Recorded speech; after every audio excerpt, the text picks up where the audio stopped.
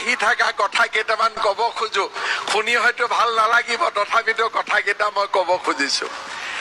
আজি আমি যিসকলে পুলিচ কনিষ্টবলৰ চাকৰি পাইছো ঠিক আছে যোৱা কেইদিনমানৰ পৰা মই টিভিত দেখিছো যে কোনোবা চাহ দোকানত কাম কৰা কোনোবা দুখীয়া মাতৃৰ সন্তান কোনোবা ভিতৰুৱা গাঁৱৰ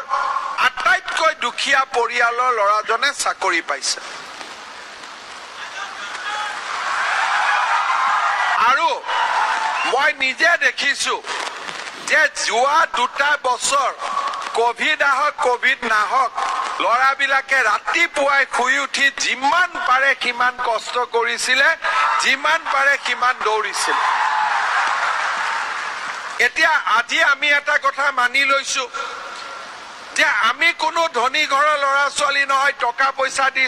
চাকৰি পোৱা নহয় আমি দুখীয়া ঘৰৰ ল'ৰা ছোৱালী বা নিম্ন মধ্যবিত্ত সমাজৰ ল'ৰা ছোৱালী হয়নে নহয় হয়নে হেতুত আমি মানি লৈছো অলপ ভাল কৰি ক'ব লাগিব হয় যেতিয়া পুলিচ হোৱাৰ পিছত লাঠিডাল পাম আকৌ দুখীয়া মানুহৰ ওপৰতে লাঠি মাৰিম নেকি আমাৰ পুলিচৰ দোষ কি মই সদায় ট্ৰেফিকত যাওঁতে মই চাই থাকো যে যদি মুখ্যমন্ত্ৰীৰ গাড়ীৰ সন্মুখত ডাঙৰ গাড়ী এখনে খুন্দা মাৰিব খোজে পুলিচজনে হুইচেল মাৰে আৰু যদি ৰিক্সাৱালাজনে যদি খুন্দা মাৰিব খোজে ৰিক্সাৱালাজনক লাঠি মাৰে আৰু যিজনে লাঠি মাৰে তেওঁৰ দেউতাকো হয়তো কোনোবা ৰিক্সা চালকে আছিল ঠেলা চালকে আছিলে বা কৃষি কৰি নিজৰ ল'ৰা ছোৱালীক ডাঙৰ কৰা এজন ব্যক্তি আছিল সেইকাৰণে মই পুলিচত কাম কৰা যি ল'ৰা ছোৱালী আজি পুলিচত যাব জীৱনত কেতিয়াও দুখীয়া মানুহৰ ওপৰত লাঠি নচলাও বুলি প্ৰতিজ্ঞা কৰিব লাগিব হ'ব যেতিয়াই দুখীয়া মানুহৰ ওপৰত লাঠি চলাব নিজৰ দেউতা মাৰ কথা মনত পেলাব যে এইজন মোৰ দেউতা এইজন মোৰ মা হ'বনে নাই হ'বতো আৰু তেতিয়া হলে আমাৰ পুলিচ সলনি হ'ব পুলিচৰ চাকৰি পোৱাৰ লগে লগে জইন কৰাৰ লগে লগে কিমান দৰমহা পাম ডিজিপি সাহেব দৰমহা কিমান পইচা মই নাজানো কিন্তু তেওঁ কৈছে যে আপোনালোকে দৰমহা মোটামুটি ভাল দৰমহা এটা পাব আজিৰ দিনটোত কিমান দৰমহা পায় কোনেওতো একো নাপায়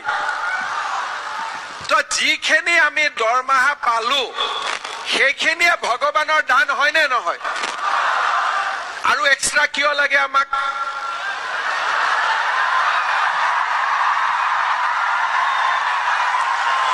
আজি আমাৰ আছে মাহত দৰমহা নাই মায়ে আত্মসহায়ক গোট কৰি কবাত পকৰি বেচি কবাত ব্ৰইলাৰ চিকেন বিক্ৰী কৰি কবাত কণী তুলি ঘৰত পইচা কেইটামান থওঁ চাকৰিত ইন্টাৰভিউ যাবৰ কাৰণে মায়ে হাছতীয়া পইচাৰ পৰা 50 টকা আমাক উলিয়াই দিয়ে আমি ইন্টাৰভিউ মাৰিব আহোঁ আজি 50 টকাৰ পৰা আমাৰ দৰমহা গৈ 15,000 20,000 কিবা এটা হ'বগৈ তাৰমানে আমি 50 টকাৰ পৰা প্ৰমোচন পালো 15,000 আৰু প্ৰমোচন আমাক কিয় লাগে নেকি আমাৰ এতিয়া অলপ কমিছে আগত আধা পুলিচে প্ৰমোচনটোৰ কাৰণে দিনে ৰাতিয়ে কষ্ট কৰি আছিল কাৰ পৰা ক'ত কেনেকে জেপ কাটিব পাৰো তো জেপ কাটা মানুহকতো পুলিচ বুলি নকয় পুলিচৰ ড্ৰেছত জেপ কাটোতা বুলিহে কয় হয়নে নহয় সেইকাৰণে মোৰ আপোনালোকক অনুৰোধ এতিয়া যেনেকে আমি অসম পুলিচত লাহে লাহে আমি দুৰ্নীতিৰ পৰা দূৰত গৈ এটা ভাল আৰক্ষী বললৈ লৈ গৈ আছো অসম আৰক্ষীক যোৱা কেইদিনমান আগতে ভাৰতৰ ৰাষ্ট্ৰপতিয়ে পুলিচৰ নিশান পৰ্যন্ত দিলে আপোনালোকক মই অনুৰোধ কৰিম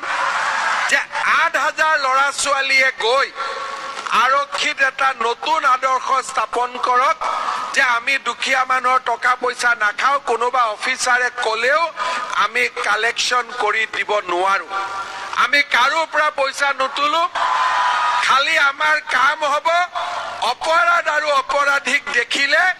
একদম দানৱৰ দৰে গাত জঁপিয়াই পৰা,